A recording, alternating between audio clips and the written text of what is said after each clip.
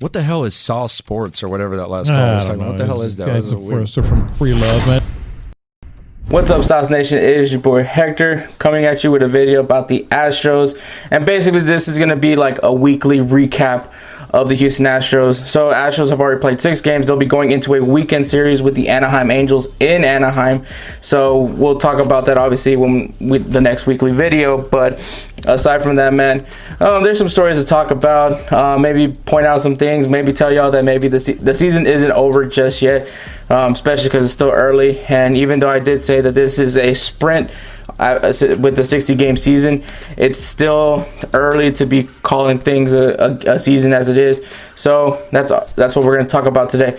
So if you guys want more content on other teams in H-Town like the Astros, the Dynamo, the Rockets, or any other team in the Houston area, make sure you guys subscribe to Saw Sports TV. Click on that notification bell so you'll be notified when we drop videos just like this. And of course, when we do our live streams every Tuesdays and Thursdays around 6 p.m. Central Time. If you guys want a little bit more of an interaction, you can guys join the Patreon. Sign up for that $5 tier. It'll put you in our Discord where you guys can talk to us as well as other Discord members. It's a great conversations. Do get heated, but it's all love at the end of it all. So if you guys want that, make sure you guys do. And also make sure you guys like and comment on this video. Tell me what you guys think about the Astros so far in this season. And the trolls, if they want to go ahead and talk about, make some trash can jokes, go for it, but be at your own discretion because some of these guys will go off on y'all. But let's get going with this video. So the Astros end up winning their series against the Seattle Mariners 3-1 in a 4-game series. Some people are going to be like, oh man, we should have swept the Seattle Mariners. Look, man, 4-game sweeps are really, really hard. It can be done, but it's not always going to happen. You're going to lose one game in the series. It's probably more often that's going to happen than it's going to be you're going to sweep every team every day. And then they went into a 2-game series and lost both games to the Dodgers. Some people are going to call it a sweep. I don't count a 2-game series as a sweep worthy thing. You just won 2 games, man. But congrats if you guys want to count it as a sweep. But what I'll take from these 2 series is, one, hitting needs to get better. It's funny how you go. Well, I mean, Seattle, it's expected to hit as many runs as they did, but obviously when you're going up against the better teams in Major League Baseball, like the Dodgers, with a better pitching staff, you're going to be tested better. And this is where the Astros hitting. I honestly say the Astros did very well. They played toe-to-toe with the Dodgers. I think there were 2 very close, intense games, and so that's kind of the thing. But I think the big issue right now is the hitting. Some people are going to throw pitching out there because we lost those 2 games against the Dodgers. But I'm just going to say, it's just like similar to what I say about the Dynamo. It's so easy to blame the defense, but it's not the truth, man. The pitching has actually been I've actually been very impressed with some of the pitching, especially with the fact that a lot of the pitchers are very young, making their debuts, which honestly, it's like a good thing and a bad thing at the same time. The good thing is because none of the teams have any sort of film on these guys whatsoever. They're going to gain film as the season progresses, but they don't really have much on these guys. So it's going to be their first time seeing what these guys have is actually facing off against these guys. So that's the advantage. But the disadvantage is that these guys are having to do their first debuts, and there could be some butterflies going, there could be some nerves going. So that's the other issue. But like I said, the big issue right now is the Astros hitting, and I already know some people are gonna make some jokes about how, oh man, y'all can't do anything without the trash cans, or all that bullshit that, like, hey, baseball's hard when you don't know what's coming, all that crap. I'm pretty sure I'm gonna hear it. But yeah, the hitting needs to get better, man. It's basically the issues that the Astros had in the 2019 postseason with leaving guys on base, and just all those issues just basically just came into the season with it. I mean, there is players that are standing out. Obviously, Michael Brantley currently has a .435 batting average. Carlos Correa has a .409. But obviously, it's still early, so eventually that batting average is going to drop. Martin Maldonado is honestly my pick for MVP right now. He's looked very solid. I think he heard me talk about maybe trying to trade for Salvador Perez, and I guess that fired him up. So, but yeah, there's that. But overall, as a team, the Astros are currently hitting a .236 batting average, which, as an individual player, that's not bad. But when you're doing that as a team, you need some work to do. You need to start hitting better. Yeah, they're getting runs and they're still winning games, but obviously when you go up against the better teams, it's gonna take its toll. So I think it's gonna be very important for the Astros to get better in the hitting. Now, like I said, I wanted to give props to the pitching because I think the pitching has been doing very well given some circumstances. Like I said, I understand that the situation with the first game with the Dodgers, that one inning where they just gave up 5 runs.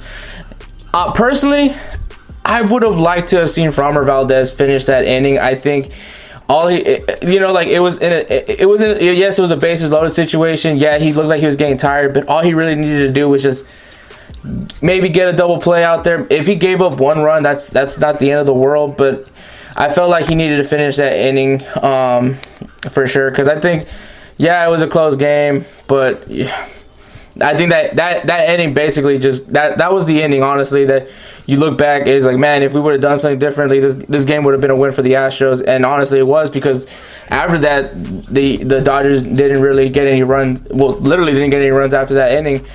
So you can take that for yourself. But the pitching has done very well, man. I mean, as the team ERA for the Astros is currently at 3.26. I understand it's still very early in the season, but that's still pretty big, man. The 3.26 ERA. Your worst player right now, pitching wise, is Chris Davinsky, which is heartbreaking for me because Dio is my boy. But I mean, the big issue right now with the pitching is just we need to get these starters to pitch more deeper in the innings. So like, when I say that, basically what I'm saying, guys that are kind of, I guess, ideally the guys are going to do well. So like Justin Verlander, even though he's currently on a 10-day IL. I'll talk about Justin Verlander a little bit later, but Justin Verlander, Lance McCullers, those guys you expect to at least go 6 innings at least, to give your bullpen just, so you don't have to use your bullpen that much. So that's what you hope for. And then your back end guys, I'll even throw Zach Greinke in there, because Zach Greinke is a hit or miss sometimes for pitching, and obviously it showed in his first start. But you kind of just want at least 5 innings from these guys. I think that's like the golden number for these starting pitchers, is get 5 innings in, and at least give your bullpen very little amount of time that needs to be utilized. Because when you start calling in guys from the bullpen, you're gonna start using them, and once you use them, you're gonna see a lot of rotation going in with this bullpen if it stays like this. But all in all, man, the bullpen actually has been really good, man.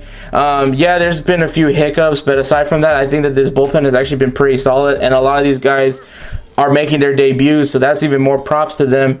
So I think it's very interesting to see what's going to happen with this team pitching wise. But the Astros did trade for another pitcher from Baltimore, even though he's kind of more known for his time with the Red Sox. It's interesting to see what's going to happen with him. I honestly will say, man, he's a veteran arm. Yeah, he had like a 5 point. It was in the 5s for ERA last year. But I mean, if James Click sees something in him, and I mean, obviously we have Brent Strom, which I feel like that puts us always in a good conversation when it comes to pitching. He just knows how to fix these guys and make them better pitchers. And so I think that hopefully if we can get more veteran arms to get put in the bullpen, guys that can probably go a little bit deeper, it's going to help us out. But definitely starting pitching needs to like at least set the tone very well, and that's by getting at least 5 or more innings in the games. But aside from that, man, I'm not really disappointed by the Astros too much. I mean, the big issue is just getting the hitting better. They got to hit better, take more advantage when they do have guys on base, especially when you have situations where the bases are loaded or you have a runner on second and third, and all you can come up with is just 1 run. That's not good. That's not a good thing at all. So I mean, that's like the big thing. But let's talk about some big storylines that's happened in the beginning. All right, so there's 3 stories that I want to talk about. 2 I'm going to go real quick on it just because I don't want to go in depth with it, because the third one's kind of big. But the first story is obviously the Justin Verlander injury. So obviously we got this huge bomb that Justin Verlander was out for the season for an elbow injury. and scared the shit out of everybody. Everyone was furious, and then Justin Verlander immediately responded and saying like, "Hey, that's not true. It's not a true it's not a true thing." He's like, "I have a forearm strain," and so, but with also that, take that with a grain of salt, because forearm strain is usually something that you say initially before you go and find out that it's Tommy John, which is similar to what they did with Lance McCullers in 2018. So. Best case scenario is just a forearm strain. He's just out for 2 weeks, and then he comes back, and we still got our ace. Worst case scenario, he needs Tommy John, and the Astros are basically going to be that next man up mentality. Christian Javier looked pretty good, which will lead to my second point. These rookies, man, have looked pretty solid on their debuts. I'm not disappointed in them. They look pretty solid. We'll definitely see a little bit more as teams get more film on these guys to figure them out, but I think so far they look pretty impressive, and to be put in the scenario that they're in, especially with the fact that the Astros weren't able to make any signings because of the scandal, they kind of have to now utilize their farm system and call these guys up, and hopefully some of these guys can step up, and they've been stepping up, so been very impressed by them. Now the main story that I want to talk about is, of course, Joe Kelly. So a lot of people were wondering, when are we going to see the Astros get their justice? So many people feel that the Astros didn't get punished, and to be frank, I'm one of those people that believe it as well. I think the Astros got a slap on the wrist. You guys can feel what you want, but that's what it is, man. The fact that the players didn't get punished, and it was just because of the fact that they were promised immunity. Funny enough, now though, MLB announced that they will be punishing people that do sign steal electronically now, specifically players. So I think I'm sure baseball Twitter is going furious right now, especially the non-Astros fans, especially the people that have no lives and have nothing better to do but complain about the Astros. Oh, and hi, by the way. And so a lot of people were wondering who was going to be that person, because a lot of people were saying, "Oh man, the Astros are going to get beamed." And we talked about this on one of the live streams. I said, I don't think we're going to see it that much, because I think the teams that we're facing off this season, none of them are really that impacted except for one team, and that is the LA Dodgers. I don't think the Arizona Cardinals will really care that much. I don't think San Diego really cares at all. I don't think San Francisco cares at all. I don't think Colorado cares. Angels and Rangers, maybe, but I don't think they care too much either. Mariners clearly didn't do anything. And Oakland, maybe if something were to happen with Mike Fiers, but I doubt it. So the only team to me that makes sense to do it is the Dodgers. But at the same time, with only 60 games in the season, you have to kind of pick and choose when you want to do it. And I think Joe Kelly picked the right time to do it. And I know some people are going to be furious at me when I say that, but the reason why I say he picked the right time is you gotta see the situation. So the fact was, the Dodgers were up 5-2 at that time. And so Alex Bregman is at his bat. It's 3 balls, no strikes. So Joe Kelly already knows that he's probably going to end up walking Bregman, because he did have moments where he looked like he didn't really have full control of his command of his pitches. So he's like, all right, well, since I'm not going to strike, I'm not going to get this guy out, let me go ahead and pitch at him. And one thing I will say, if you're going to beam a guy, go to a meaty part of his body. Go for his shoulder, go for his ribs. The head, to me, you're going for, you want them to feel some pain. And so he threw behind the back of the head of Alex Bregman. That's what started it. A lot of people were saying the Carlos Correa. No, it was what he did with Alex Bregman. That's what really heated things up. And then Michael Brantley goes up at bat, and obviously Brantley hits a single. And as he was hitting the single, Joe Kelly actually puts his foot in front of Michael Brantley. Now, I understand a lot of the guys from the 2017 team. Why would you try to go after them?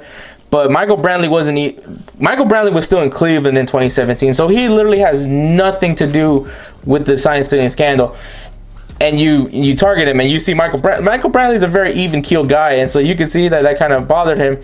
And then you had the lovely quote from Dusty Baker that yells out, "Get on the mound, motherfucker!" So I'm a Dusty Baker fan at this point. But then you have Yuli Gurriel. He threw some at Yuli Gurriel, even though apparently he didn't have command of his pitches at that point. And then you had Carlos Correa, and same thing, was kind of threw some pitches in him and then struck out Correa, and I guess he said nice swing, bitch, and then kept walking. And some of the Red Sox fans have been saying, oh no man, Joe Kelly's about that action. I don't know about y'all, but if you call somebody a bitch and walking away, to me, that's not necessarily saying, oh man, this guy's about it. You know what I mean?